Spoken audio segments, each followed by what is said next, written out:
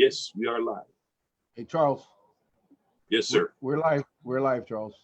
Yes, sir. I see that we are live. Hello, everyone. Aloha Friday, everybody. Aloha Friday. Welcome to the Mel and Charlie show. I hope you guys all having a great Friday. Yeah, but we're actually watching this on Saturday.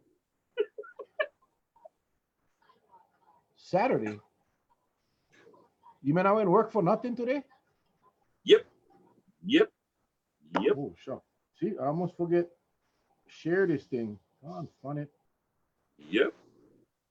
How was your day, Uncle Charlie? Well, Was it hot? Wasn't it hot out there today?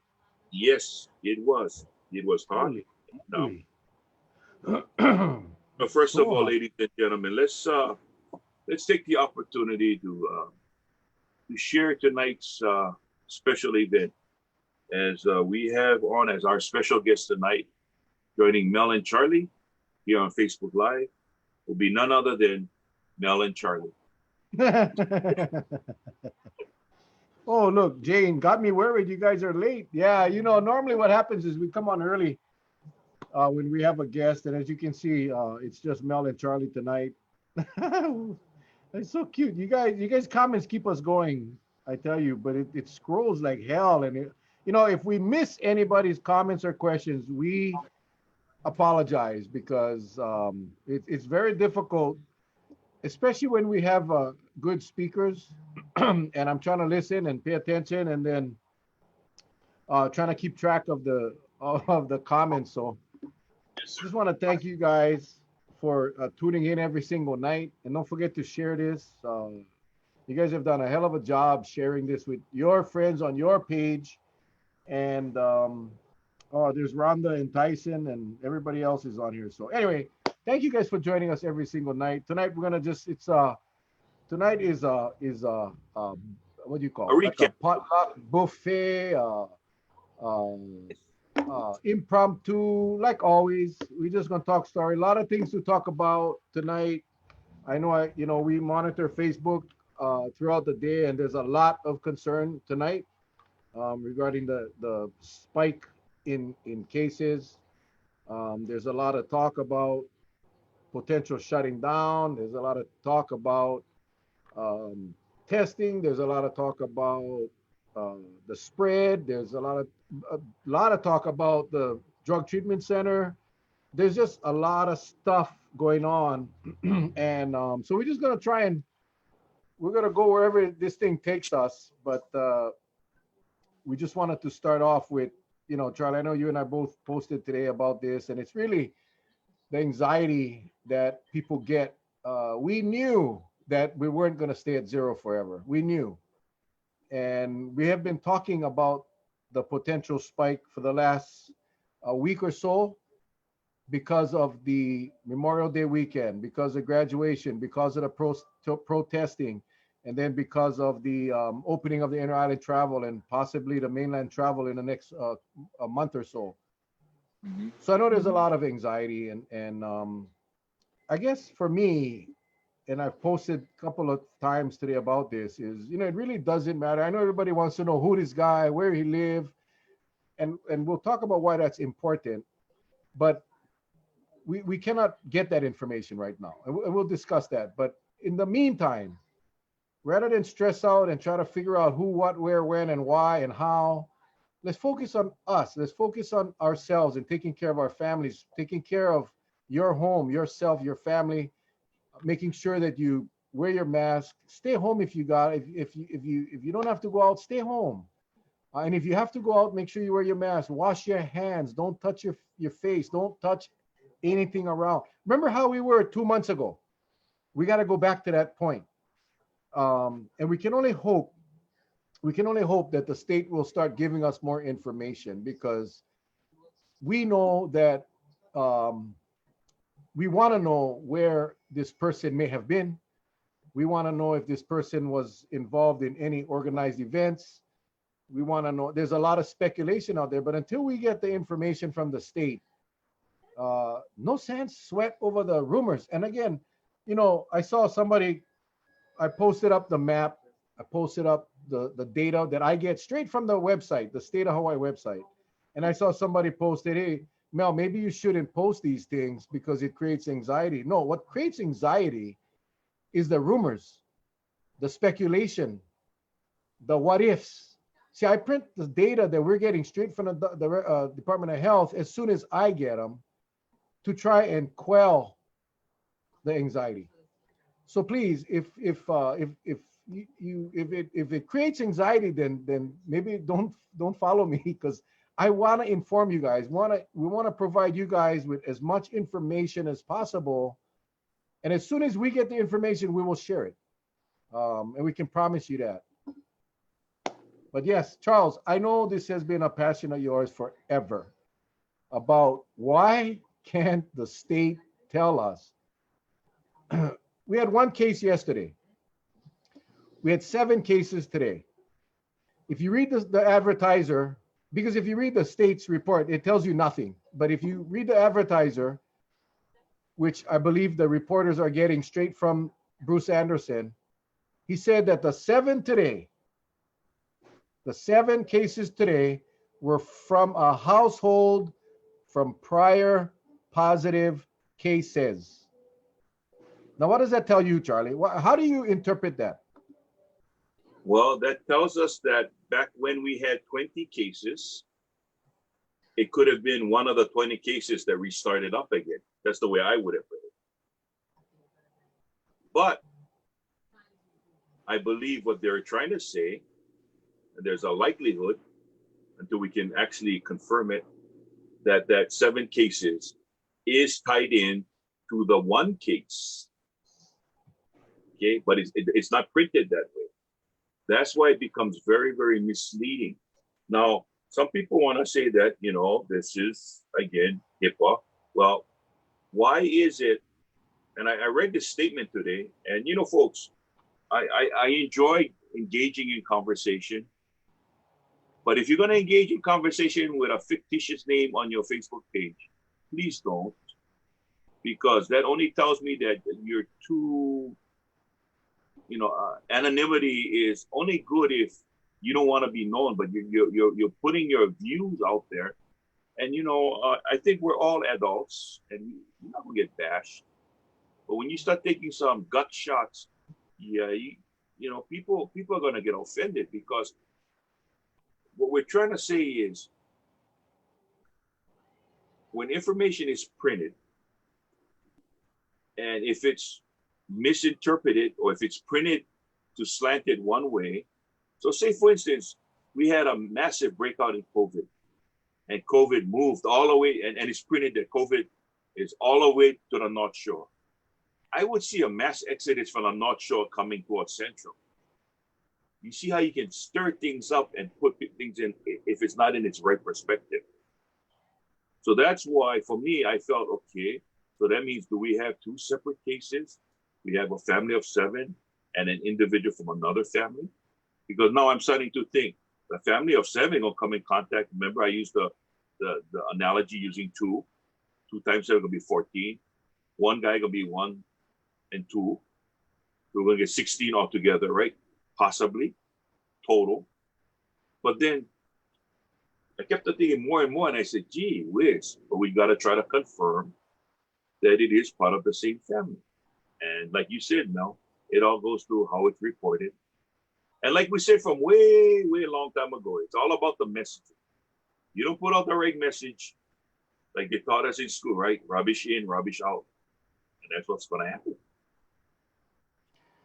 Well, the mayor's report today, he stated that the 7 today was related to the 1 yesterday. My point was that the Star Advertiser didn't print it that way.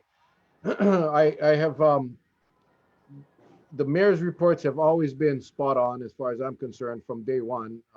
He has access to the Department of Health, so I have no reason to doubt that. I'm just saying that the state website doesn't give you any information.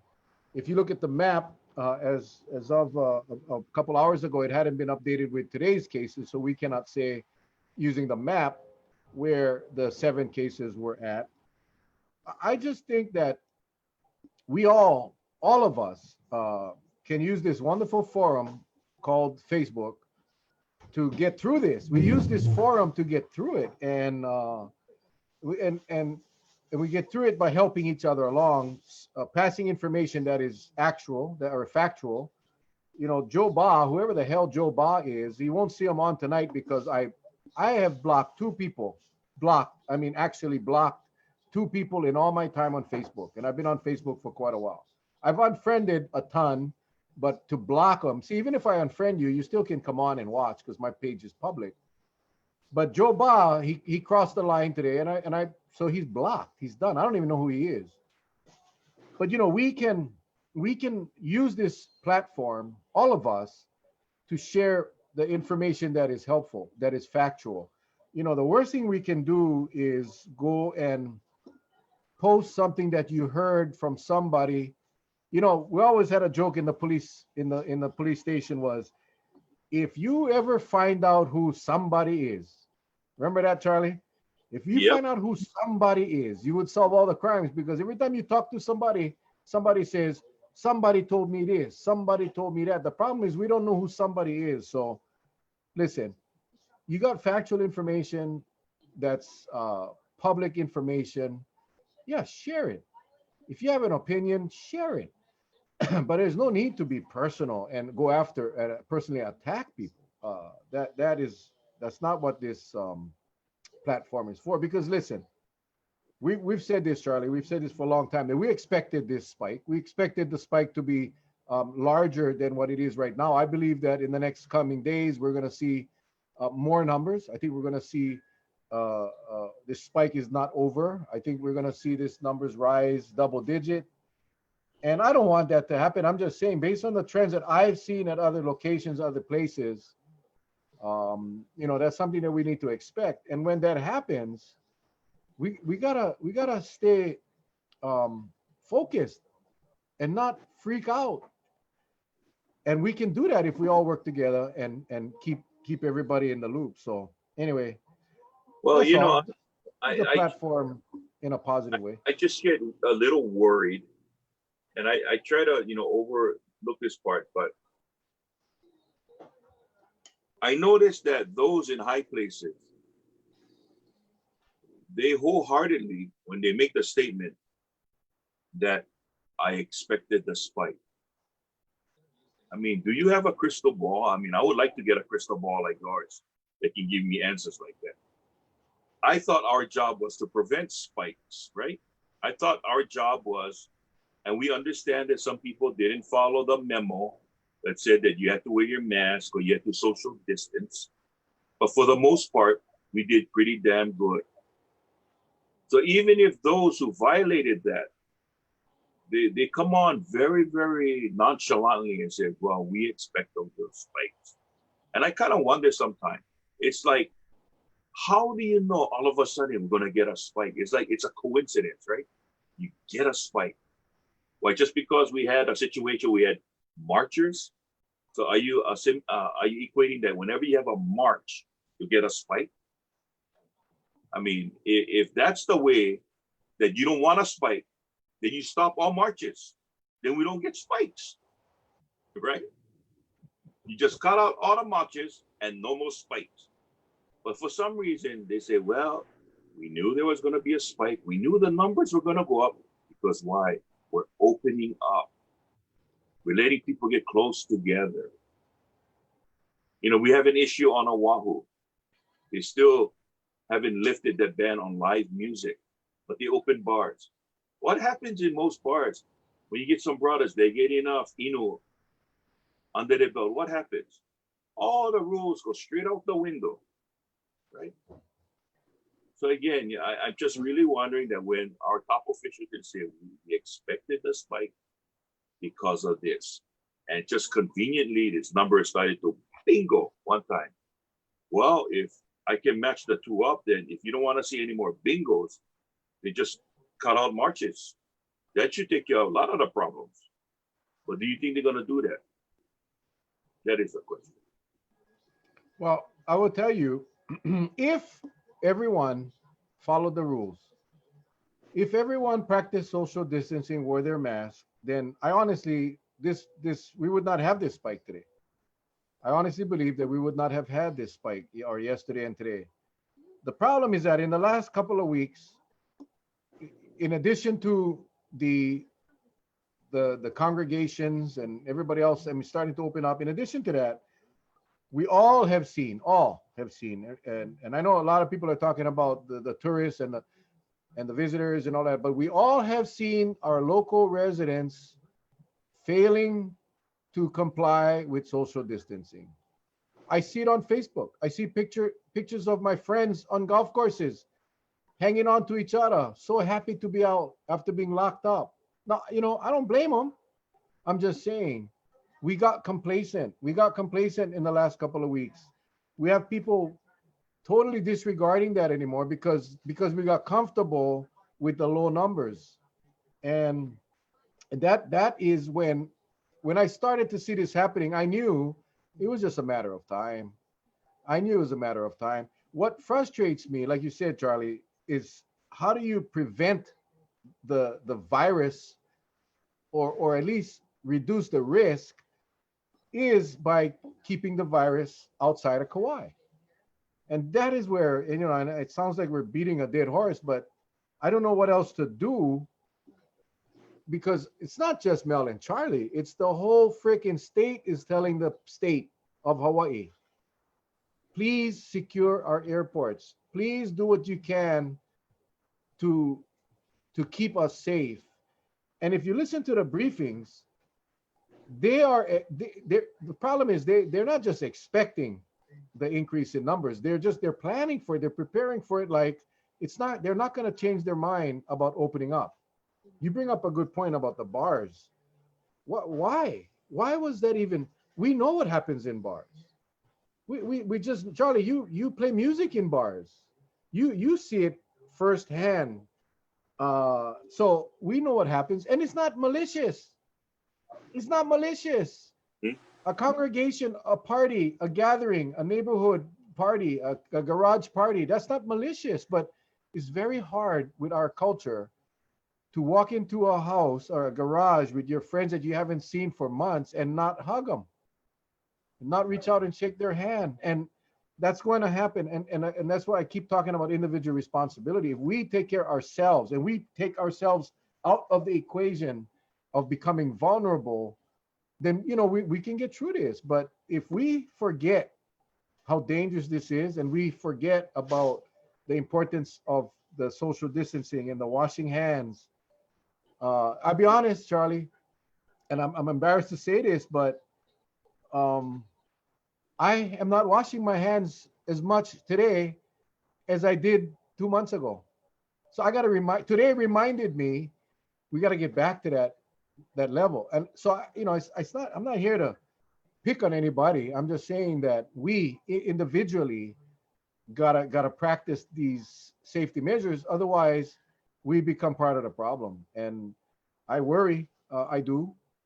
And without knowing the facts of this specific case or cases that we have on Kauai, a lot of people are wondering right now. I wonder where was these people? Was it at the store?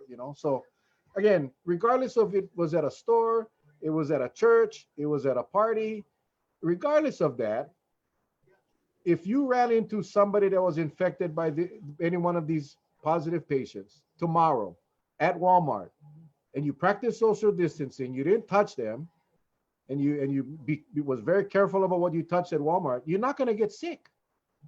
You see what I'm trying to say? Am I making sense, Charlie? Yes, you are. I hope so, because it Well, sounds like I've said this so many times. this is something that I learned, and I'm going to give this analogy. First of all, as growing up, you hear about, you got to take care of your health. You got to take care of your health, right? So I was one of those, especially in the police department. I ate as much as I could. I live for today. I never care about tomorrow. And I mean, I went for the gusto. So I was one of those statistics in 2012. They would line me flat on my okole. That cost me almost $500,000 because I got the paperwork to show it. But I thank God for the good, medical insurance that we had. Getting medevac, getting sent to Oahu. going so many hours on the table, having your heart stop twice. Because why? Years of abuse. I abused my body for years. Will I do that now? No, I won't learn. Hell no. Hell no. That is the reason why I am one of those who is preaching religiously to wear your mask, social distance, because of the loss of my brother, and because of what I went through with my open heart surgery. Do I want to go through that again? Because if you run the risk of getting sick and you can't shake this thing off, the only other alternative, and some of you are going to say, we heard this before. Well, then, hey, just let it happen. Let it happen to you. See if you can outrun it. And if you can't outrun it, you're going to end up in the ER and you're going to expect medical intervention. I almost guarantee you that. But if you feel strongly that you don't need medical intervention, you sign your medical directive now. Sign it now that should you get tapped with COVID, you don't want no help. Sign it right now. Then that way, you go out there, go play all you like. Then when you get nailed by this damn virus, you won't get crap. Then you know what? We can save the bed for somebody else who wants to live, who didn't go out and make trouble. Okay? But if there's some of you out there watching right now that you like be all that and some, sign that medical directive. You can sign a medical directive at any time because they allow you, whether you want to get resuscitative measures or not, or just comfort care. Sign it right now that should anything happen to you with COVID, you don't want no medical intervention. Yeah, I'm happy with that for you. Okay, but I don't want to see people playing around with this thing and then said, "Oh man, I like live now." Well, you had a chance to live, but why you tempting fate? And I'm not saying for you living on bubble. I'm just saying, hey, use common courtesy. Wear your mask when you should be wearing your mask. No go out there think that, hey, I'm not gonna get them, and then you infringe on somebody else's space. That's the kind of stuff that really, really makes things bad. Really makes things bad. Charlie, your passion is so clear, because it's coming from somebody that lived it, not just with your brother, but your heart, your everything. I mean, you've lived it. And we talked about this where at some point in some jurisdictions, many jurisdictions, where people have to choose which patient is going to go home, which patient going to stay at the hospital when the resources get limited. Now, I know everybody's, like you say, we overreacting. Well, we may be, but I think the point Charlie's trying to make is that if you want to be a jackass and you want to take your life or put your life at risk, then do it in a way that you don't impact anybody else. You see, actually, I just thought of a new shirt. Don't do it for me, do it for my tutu.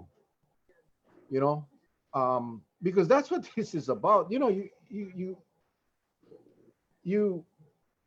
if you don't care about yourself, then think about the others that you love, or other people that you may not even know that didn't sign up for COVID, but because of your recklessness or carelessness, you're gonna be that one carrier.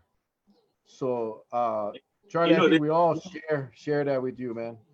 And sometimes I believe people are genuine in the statements they make, but then sometimes I read certain statements that come across when we have in our show, and it seems like they're almost insensitive. So I tell myself, they really don't want to be, but for some reason, it's like, I'm not really a peeping Tom, but I really gotta go peep. You know what I mean? There's some that they don't want to be here. They don't want to participate, but they gotta throw their 2 cents in on the negative side. And I get it. Maybe you should sign a contract too. That is, if I start acting like an Okole, call me out on it, But I tell myself, right now we're going through phase 1 because phases 2, 3, and 4 in our show tonight, we're going to talk about some things that probably going to happen that we got to be careful of, and we're going to have to start treading lightly.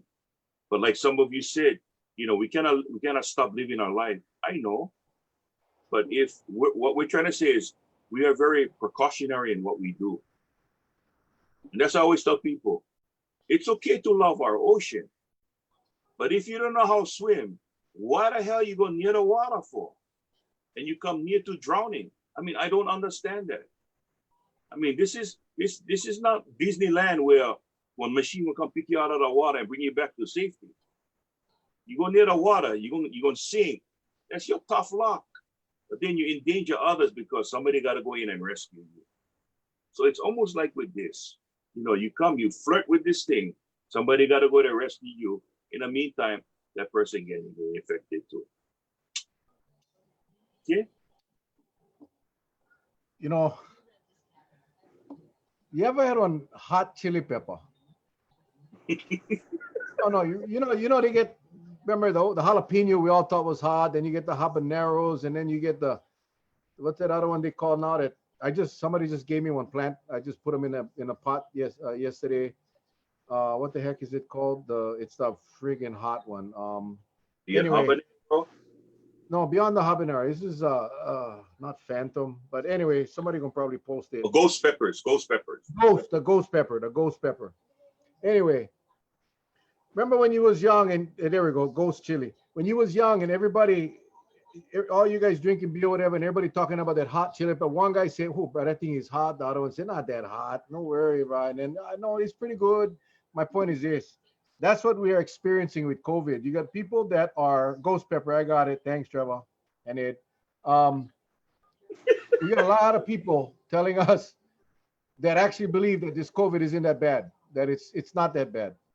And in fact, the flu is worse and blah, blah, blah.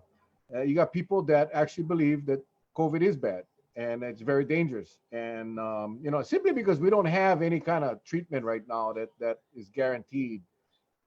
But whatever the case is, the idea is to be prepared for either way. I mean, you want to go eat that hot pepper if you're sensitive to hot peppers. Are you going to try that very, very hot pepper when one guy told you, "No worry, Bryce, it's not hot. I eat that thing for breakfast"?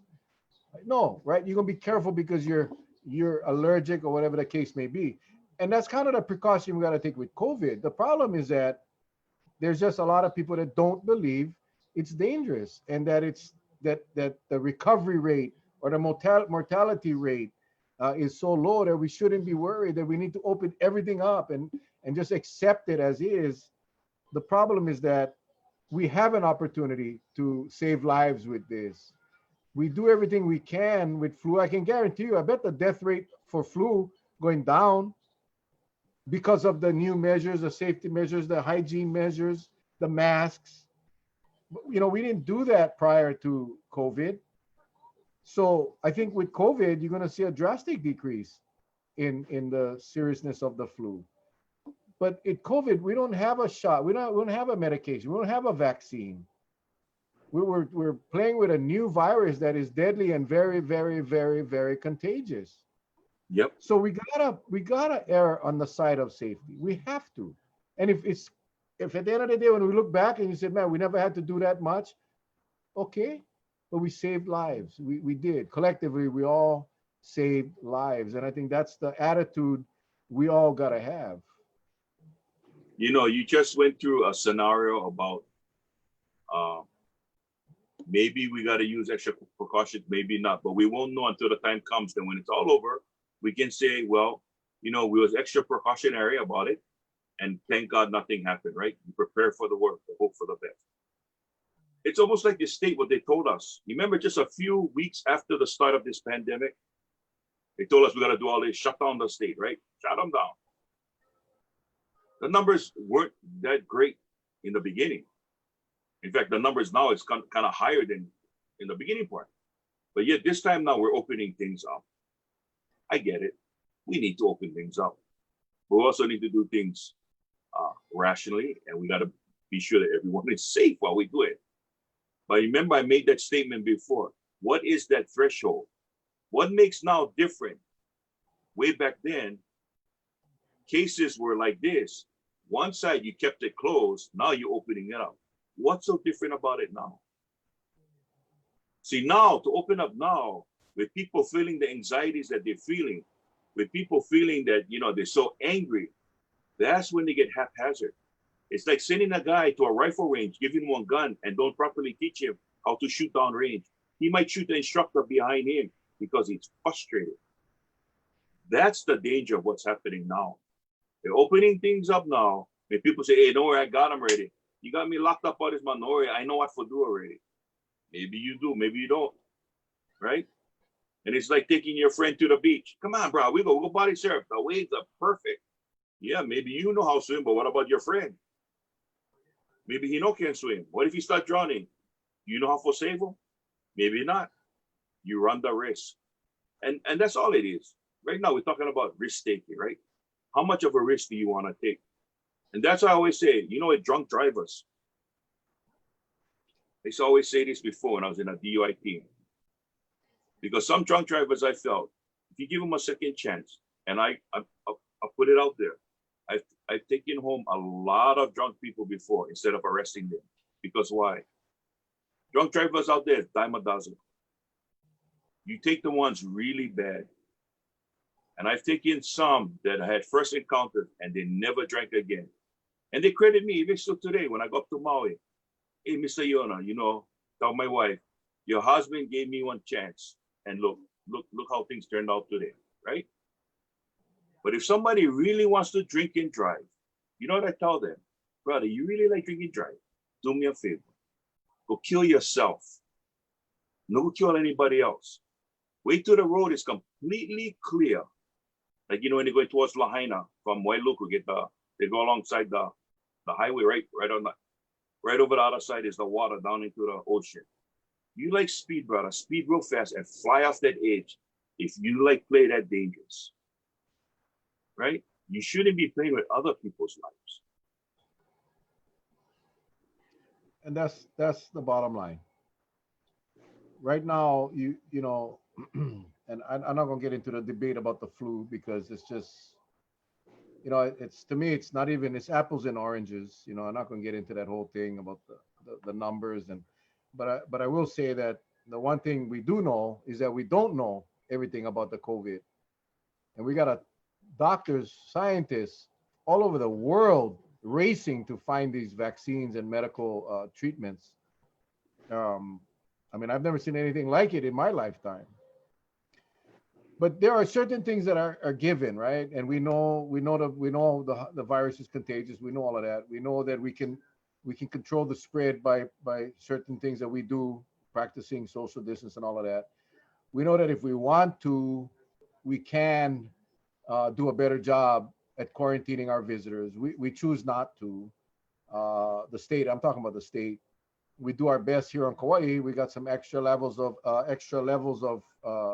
screening, but at the end of the day, we still cannot assure the public that these people are staying in their rooms for 14 days.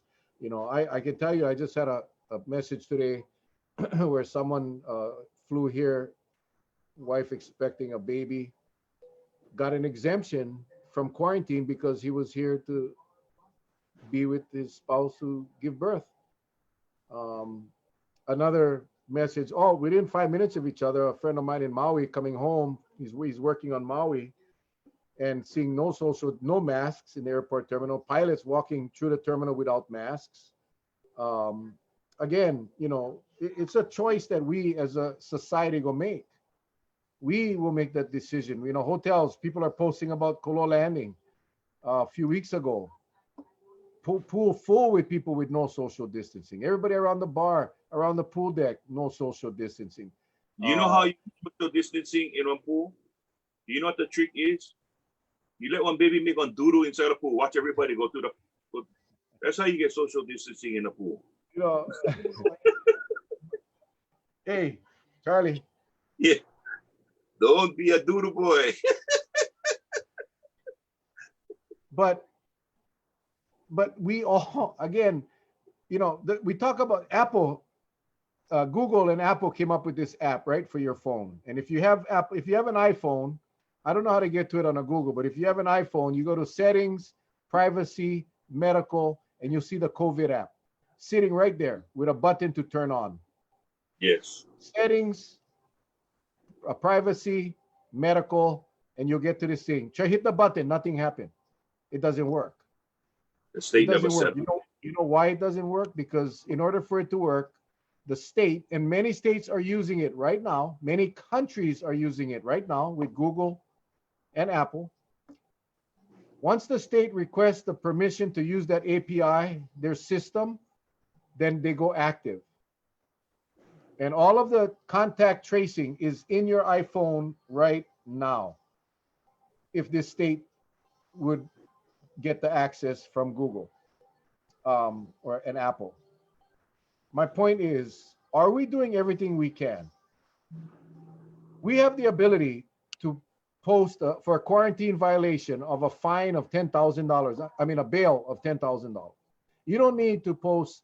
The fine comes after court. I'm not talking about the court. I'm not talking about the fine. I'm talking about when you violate, you get physically arrested, you get taken to cell block, and to come out, you will post $10,000 bill or $5,000 bill, whatever it is. $100 ain't cutting it. Are we serious about deterring quarantine violators? No, we're not. When we go to a house and we find that a vacation rental is operating illegally for a quarantine person, are we arresting the TVR owner? Are we finding them the $10,000 a day that we can? No, we're not. So I guess my point is this: are we serious about stopping the virus from coming here? Or are we more concerned about inconveniencing the tourists? I've said that from day one, Charlie. Remember from my very first Facebook Live that I did on Corona, the day the governor made. If you haven't watched it, go back and see it. That's exactly what I said.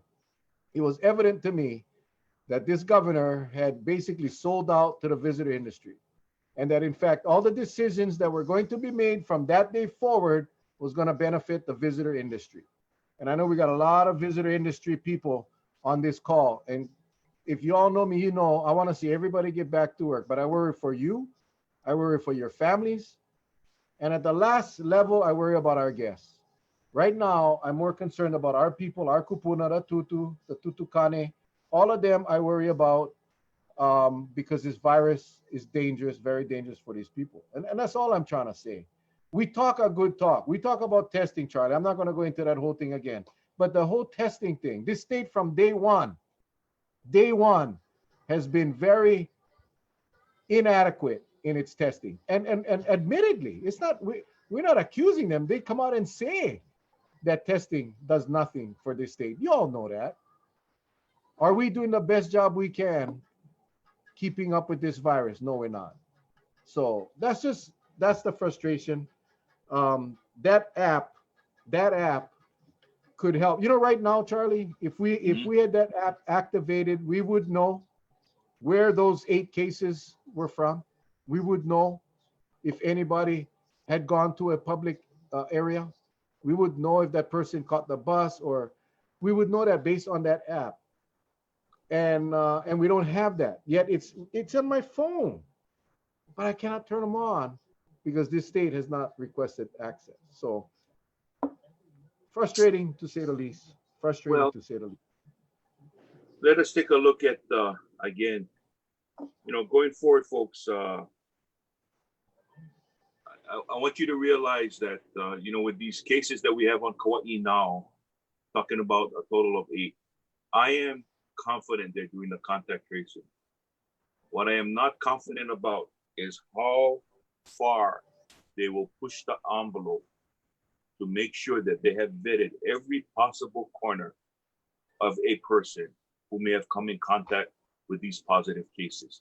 Now, there are some of you out there that may not care, and that's your right, because it doesn't affect you. Okay, I'm talking about those who may get affected, who it may be part of their community.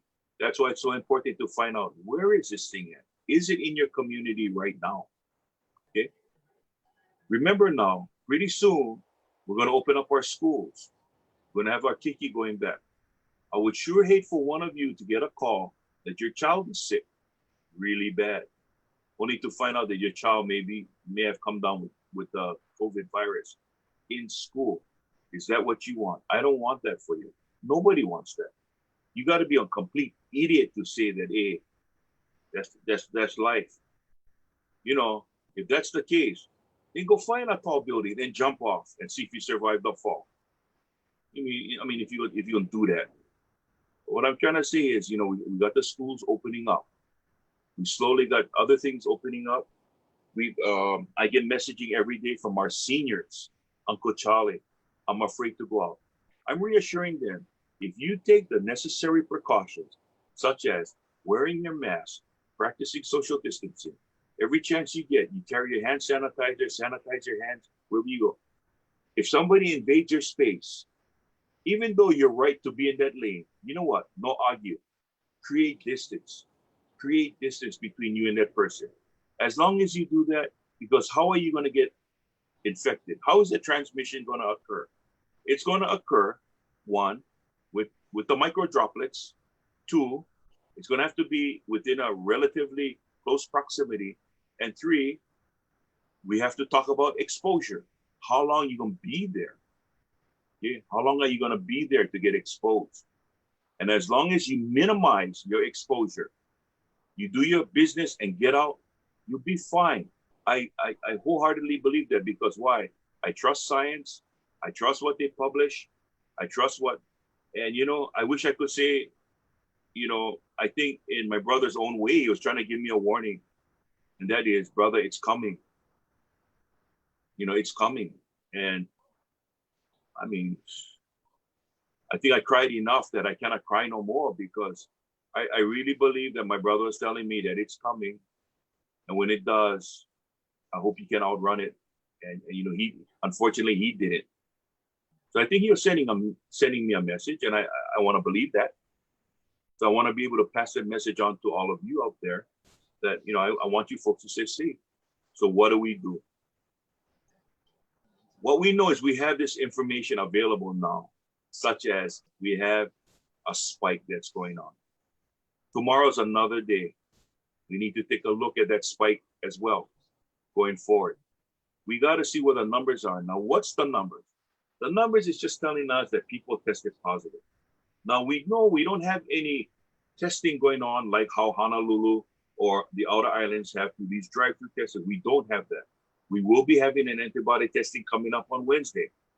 But for all of those who are testing positive right now, that's probably because one of the family members was so sick, they went into the hospital, got tested, and came up positive. And from there, the testing started. That's how serious it is. It's not a voluntary testing that you said, oh, let's go drive down to Walmart today because they have a drive-through testing. There is none on Kauai right now. So if you ask yourself, how are these things popping up? Someone had to have gotten sick for a test to be done. And from there, it started the domino effect of contact tracing to find out who came in contact with this person. Is that person sick? Maybe not. That person may be asymptomatic, meaning he doesn't have any of the signs. He doesn't have a fever. He doesn't have a cough, right? But yet, he has the virus, and he's a carrier. So those are the kind of things that we got to be careful. Well, I know, I just wanted to go back to the app because I know some of you are concerned that Big Brother going to be watching. Just remember one thing. It's only going to work if you put that button on. If you're uncomfortable, then you just don't turn yours on. But for those of you that are concerned and want the information, then you turn that little toggle switch on your phone on. So if you're concerned about Big Brother, which is a valid concern, although that information is supposed to be confidential and not going to any law enforcement agent or anything like that. But I respect your right to do so, but then just don't turn your button on, and then you'll be fine. You're off the grid. The other post came up from our good friend Tyson, who said that contact tracing is good. It's just that the reporting that's messed up. We don't know on the contact tracing. We know in this case, based on the mayor's report, that the 7 today was from the same household, the one yesterday. But the contact tracing is, we won't know until they go beyond the family. You see, that's the thing. If you have an adequate contact tracing program, then you're going to go well beyond the family, the household. It's you we won't know until this cluster is complete, until we are comfortable that we have reached out to every single person that came in contact with every single person in this cluster, not just the first guy. The first guy was the sick guy, but that first guy could have got the virus from somebody that never had symptoms. We don't know who got the virus first, but we also don't know how many people did these 8 people come in contact with. Well, I don't know how many people you come in contact with on an average day, 3, 4, 5. Now it's going out to those people, and then like Charlie did on his little paper last night, contact tracing isn't just the household. My gosh, you can train a monkey to do that. It's going beyond that and touching every single contact that you've had. Now, then the other thing somebody else posted, and this is really good because I'm taking the comments and trying to address as many of them as I can. If when you go somewhere, and let's say, Charlie, you came to my house, or I met you at the restaurant, and I went up to give you one hug, and you tell me, hey, brother Mel, I get on cold. So, you do a knuckle or whatever. Mm-hmm. You because you have the cold. Now, we got to treat this as if we have the COVID. Not just that everybody else has the COVID, that you have the COVID. In other words, you as an individual, don't go and hug anybody because you might have it and you can give them to them. Yep. You see what I'm trying to say? And if everybody practiced that, if everybody went on their business every single day as if they had the virus, then the exposure is going to be very, very, very low. So that's the other thing that I know somebody talked about. Oh, literally, I just spit my salad out of my mouth. You could train a monkey to do that. Oh my goodness. Anyway, and then remember, the information I had the other day was that the governor is planning to open up the mainland international travel, lift the quarantine on August 1. Now, is that going to happen now with additional cases? I don't know, but that's kind of the word right now. You know what we could do? Go ahead. And I hope people, I hope people just practice this. If we do open it up and say, for instance, the programs that we talked about before, what they're looking at when we were at the lieutenant governor, the COVID committee, everything pertaining to pre-testing, right? If that doesn't fall in line, I think the best thing I'm going to do, and I'm just throwing it out there, is I'm going to take precautionary measures on my own. And that is, I'm just going to, if I don't have to go out at night, I won't go out at night. If you love your spouse, like I do, I'd rather her stay home and let me run the dangers and go out, get in, buy your things, come home, until such time that we do find a vaccine. Because I see a lot of comments about, the flu kills more than COVID. But you know what? You have treatments for the flu. You have vaccines for the flu. Okay? That's the difference. COVID doesn't have any of that. So should they open up right now and you're worried, unless you're the governor yourself, there's not a damn thing you can do. There's not a damn thing me or Mel can do. The only information we can give you is how to prepare yourself, and you got to let it run its course. It's almost like a fractured rib that you can't put on a body cast. Sometimes you say, here, take this pain pill, and you're just going to have to let it heal on its own. And that's what it might have to take with this. If we don't have any plan in effect, by the time they open up, I don't want you to go stir crazy, but you got to be able to protect yourself. So what I'm going to do is I'm going to continue to do what I'm doing now. And I just might give up if it happens and we start seeing more tourists coming to Kalaheo steak and ribs here on Kauai. I may just elect, my ban has always been, my ban is everyone's ban. And I'm not one of those that, as a leader, as a founder of the group, that if I decide to shut down, I will shut down everybody from playing. If they want to stay and play because they need the income, I'm going to let them do it. I'm going to elect not to play music anymore. I love my music, but it's not important to me if I can run the risk of contracting this virus. No way. No way. I think more and more people, like I said, we had the little period uh, of no cases on Kauai. People got complacent. I think now people will wake up again. We got the school session going to be starting.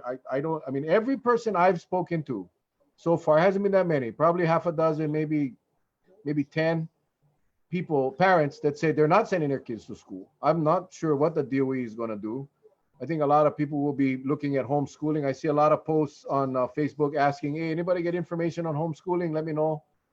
I would not send my kid to school. You got to make your kid wear a mask for 6-7 hours a day in an environment like school.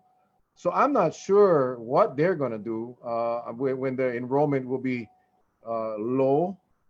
It'll be interesting. It'll be interesting to see that. But I think I'm hoping that this is a very short jump in the numbers, but we still haven't seen the protesters numbers yet, and we don't know what that's going to make. Hopefully that is very little. But one of the viewers asked the question: how come when they have a cluster in Honolulu, they tell you where? They tell you, hey, Camp 4 housing, or they'll tell you the care facility, the senior facility. They'll tell you exactly where the cluster is at. And here, they don't say a word. If you go to the map, it shows you, it blocks out the Kalaheo area, which is a big area, but they don't tell you. You got to go find it on the website, which you got to, it's a couple of clicks from the COVID site to get to. They make it very difficult. I looked on it, especially when they put Kalaheo area, and you know how they color all the way to the top? Yeah. No, up there get nothing but trees.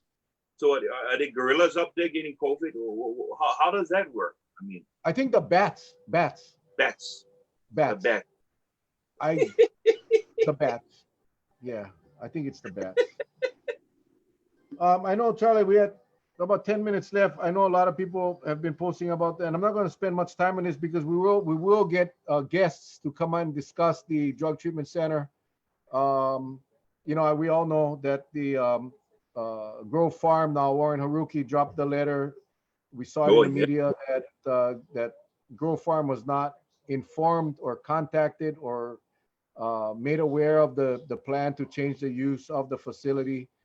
That's creating quite a stir now. Council members are stating their frustration. I can tell you that myself, with Brian Baptiste back from 2003, I was blessed to be asked by Brian, bless his soul, to be part of that crusade, and then through Mayor Carvalho, who put in a lot of blood, sweat, and tears. I got to tell you, I sat at his side many times at the legislature with the House, the Senate Ways and Means, and the House Money Committee, the Finance Committees.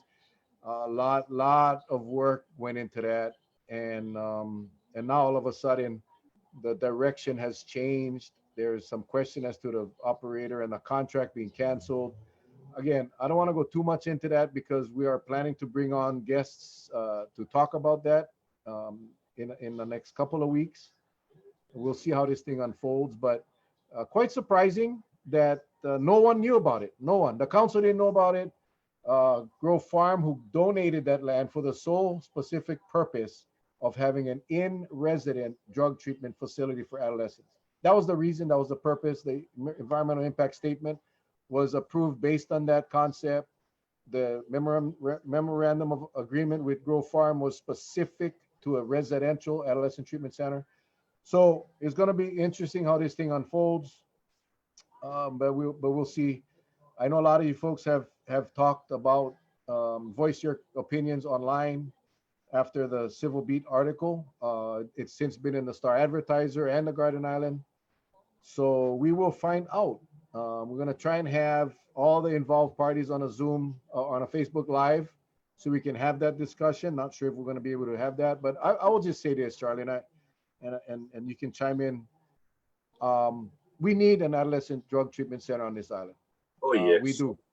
No doubt yes. in my mind that if we can't, although those services that the mayor and the administration has put out in this new direction, while that is needed, there's a lot of commercial space available right now that if in fact we want to achieve that, we can.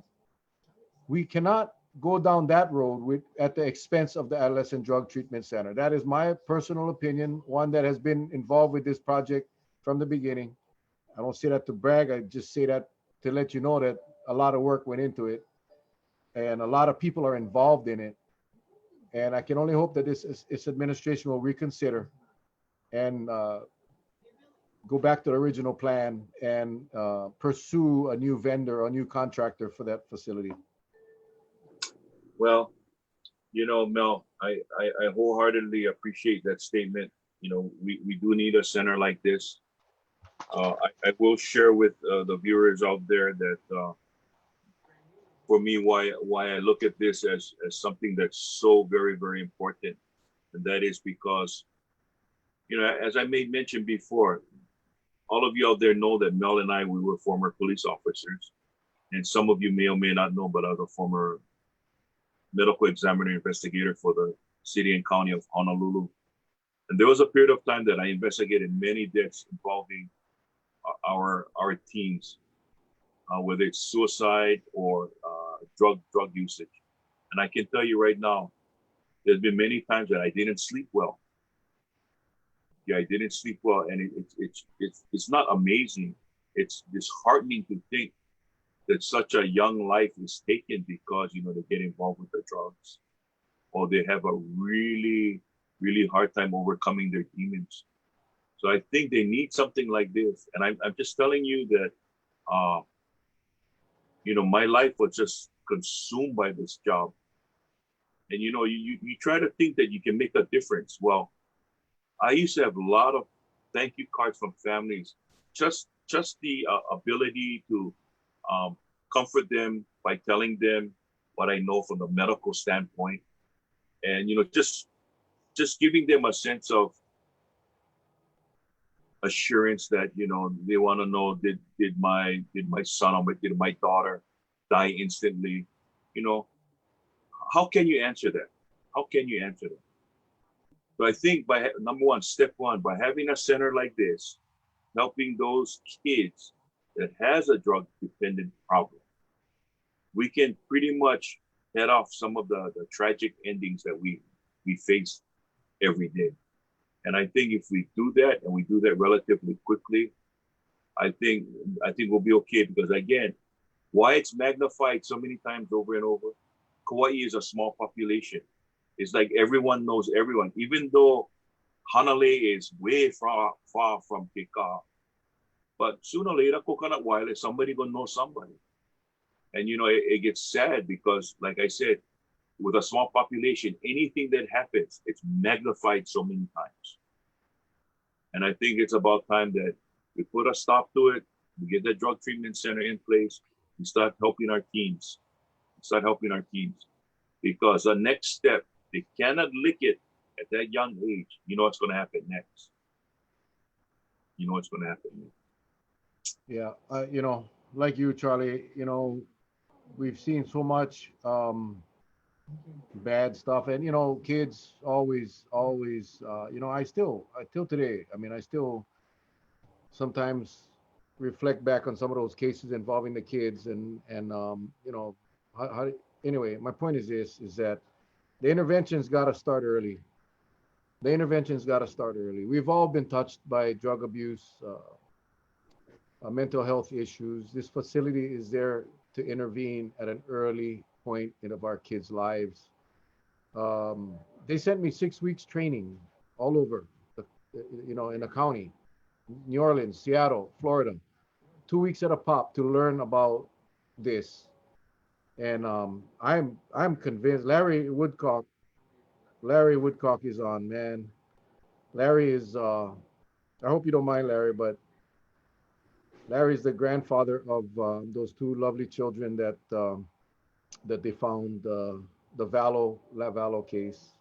Larry, although we've never met, I have spoken with Larry and his lovely wife Kay on several occasions. And Larry, on behalf of all of us here on Kauai, we wish you and your entire family, you and Kay, prayers, condolences on that very horrific case.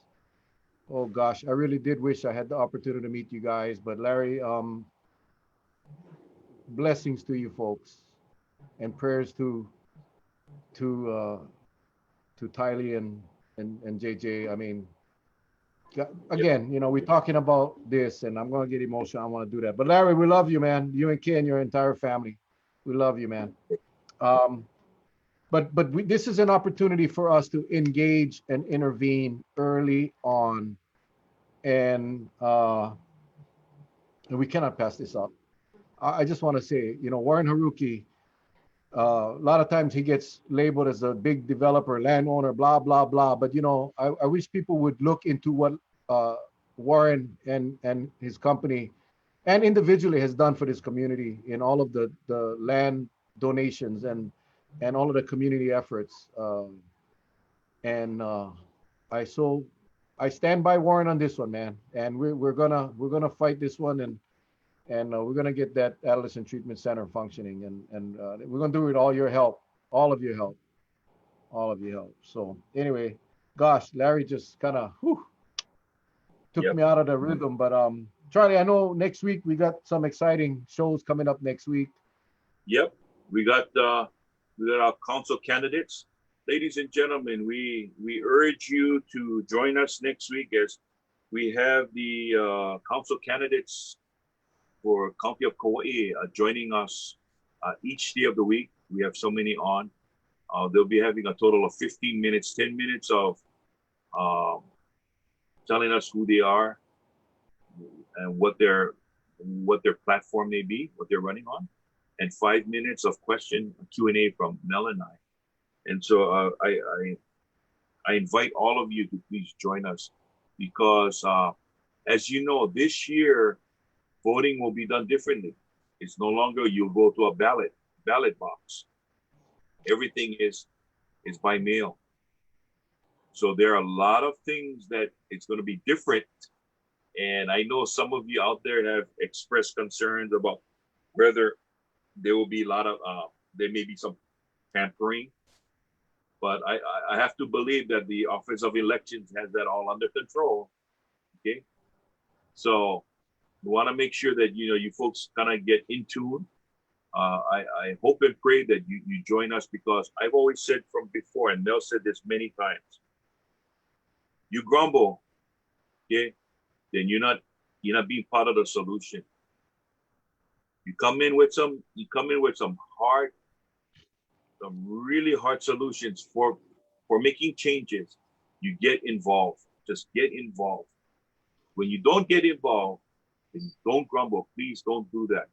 Because a lot of times people, that's what they call part of the Monday night quarterbacking. You can make a difference.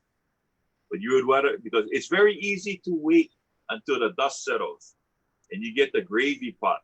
You get the gravy pot for doing analysis. Try be down there on the field as the action is going on. It's hard. But if you're a team player, we can succeed in this whole thing. Okay. So that's what's going to happen next week. We will also next, probably in the week after next, we'll have our county clerk and the elections officer, Jay Tanigawa and Lyndon Yoshioka will be on. I'm trying to get them on on the free days we have next week, which will probably be on Saturday. I'm trying to get them on. It's just the way we have to schedule these. I just wanted to go through the list. And if your candidate is not on the list, call them up and tell them get in touch with me. They all got invitations and not everybody responded. But on Monday night, we'll have, and again, it's 10 minutes each. Charlie said 10 minutes. It's 10 minutes. I know somebody posted they thought they heard 5, but it's 10 minutes with a 5-minute Q&A afterwards. Yeah, so minutes total. That's what I said. Yeah. Yeah, exactly what you said. 10 minutes. So we'll start off Monday with Mike Danduran, followed by Addison Bulasan, Luke Evslin, and Ed Justice. That's on Monday. On Tuesday, we'll have Jade Waliali Batad, Mason Chalk, Wally Nishimura, and Felicia Cowden. And they'll all be individual. They won't be together. They're going to come on one at a time, 15 minutes apart. Wednesday, we'll have Richard Fukushima, Donovan Kabibi, Jackie Nelson, and Deborah De Silva Cavero. On Thursday, we'll have Kipukai and Rory Parker. They'll take up half of the show, and then we'll talk story after that. And then on Friday, Arrow Kanashir will be on at 7 p.m. for his 15 minutes. And then maybe we can get the elections people on right after that. That's kind of the plan for next week. Again, if you're a candidate, you didn't hear your candidate's name, let them know. We'll we don't have a deadline, but for scheduling purposes, we really would want them to get scheduled ASAP. So, and Rhonda said, don't forget live at the testing. We will be Facebooking live. I will be live, Facebook living Charlie Iona as he gets his tests done, as well as Rhonda and Tyson will be there as well. So, yeah. Again, Wednesday from 10 till 5, Doctors of Waikiki will be at the Kauai Beach Resort. You got to go online, doctorsofwaikiki.com. Hey, Get registered. I'd like to take this opportunity to wish you, Brother Mel, a happy Father's Day coming up tomorrow. And I hope all the best for you. I will also like to take this opportunity for the fathers out there that's watching. Please have a safe, happy Father's Day. Well deserved.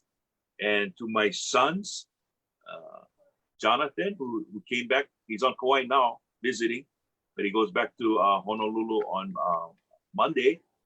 And then my other son, David, son Bradley, and Adrian, and my Hanai son, Kaina Costa.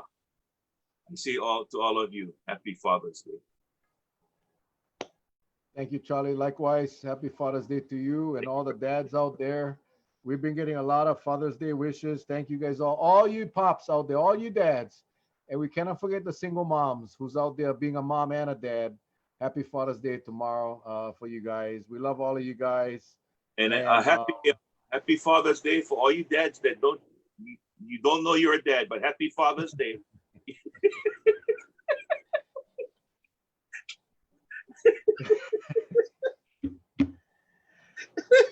All right, everybody. Again, tomorrow we take the night off. We're going to enjoy our Father's Day. I don't know what Patsy will make for me tomorrow night. Hope you make you know what I like eat? You know what I like eat tomorrow night? I like eat pork and beans and rice, bro. Just pork and beans right out of the can. No need to put bacon, nothing. Just hot rice, pork and beans. That's it. How that sound? Maybe with some corn, some sweet corn. Oh man! Woo. That don't sound good. In fact, you know what? I'm having that tonight. Hey, let's go store. We gotta get some pork and beans. All right. Charles, again, thank you again for your time and for all of you that have endured tonight's show. We will see you guys on Monday night at 7 p.m. With Mike Dan Duran, first-time candidate. And we're going to hear what he's got. Look, you're going to start farting. No kale soup. No kale soup. Yeah. No. Yeah. Anyway, hey, you guys have a wonderful weekend. Finish up the weekend. You guys stay safe. And remember, guys, what we talked about. Pretend you have the virus. Pretend everybody else has the virus. We're all going to get through this. We love you guys. God bless. Good Aloha. night. Aloha.